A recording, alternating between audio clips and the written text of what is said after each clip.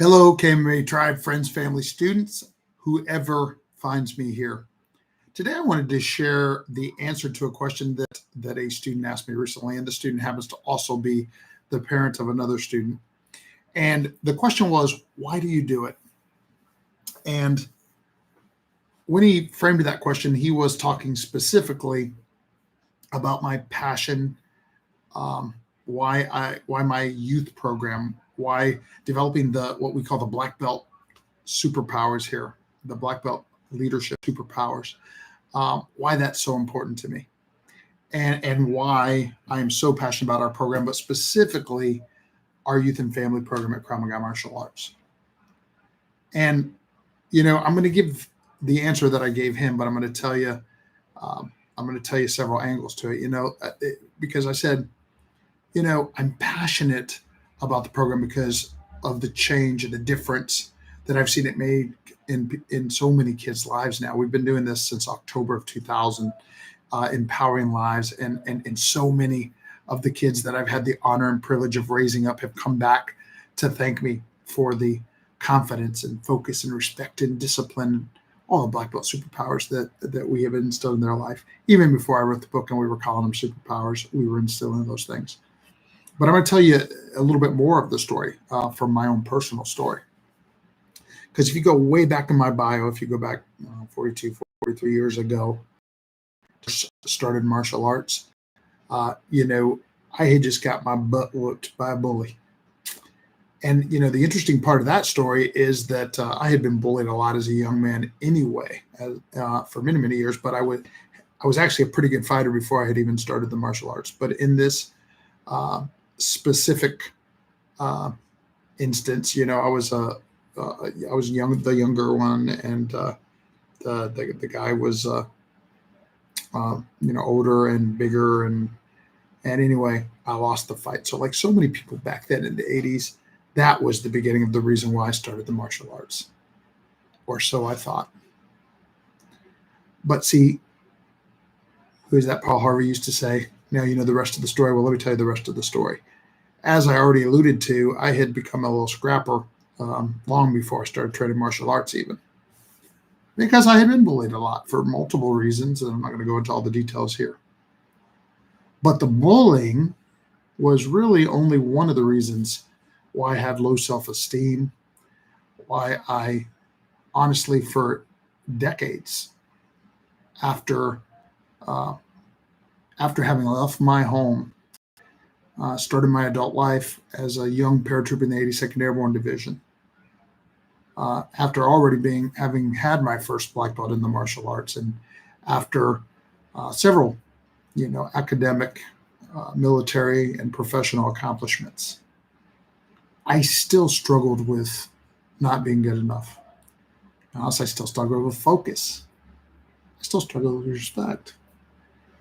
And the point of the story is that the program, the elements that I put into the Black Belt Leadership Program at Krav Maga Martial Arts, specifically as far as raising up the youth in the way they should go, specifically as pertains to creating confident and competent Black Belt leaders from wherever they start, is all about instilling all the things that I lacked, not just in my youth because of certain elements of my youth, the way I was raised up and stuff,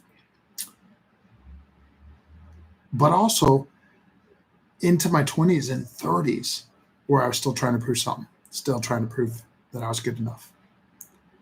And, the most important thing of all, of course, was that over those years, I developed self-esteem to believe I could, to believe I was worth it, to believe I had what it takes. And I did prove myself, but also along the way, in that, do it. How does Tony Robbins say?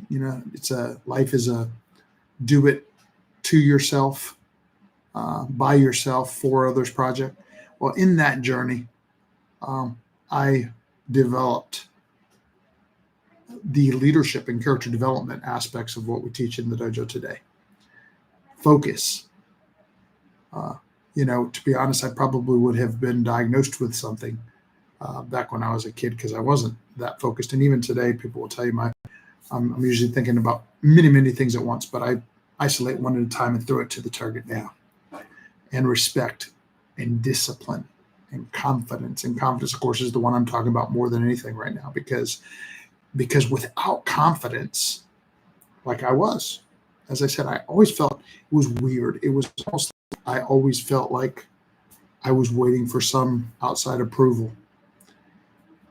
So here we develop, one of the black belt superpowers we develop in young people is confidence, the confidence that they can go forth, be themselves, and apply themselves in the world. Because we know that, folks respect confidence, vision are the 6 foundational black belt superpowers, and that they are fundamental to success in whatever it is that we're going to do. And then we also know that God has put in each one of us a specific calling, which, by the way, that's the other reason.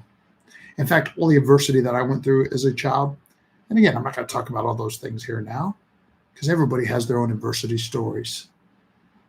But the thing is, the adversities were there to test us, to try us, to make us strong. And then sometimes we're even blessed that those adversities were meant to prepare us for our calling. And I feel that I had the ability to bring out the best in young people and to give them those things. And that I now have the ability to teach other people this, to help them if they have a little bit of that calling.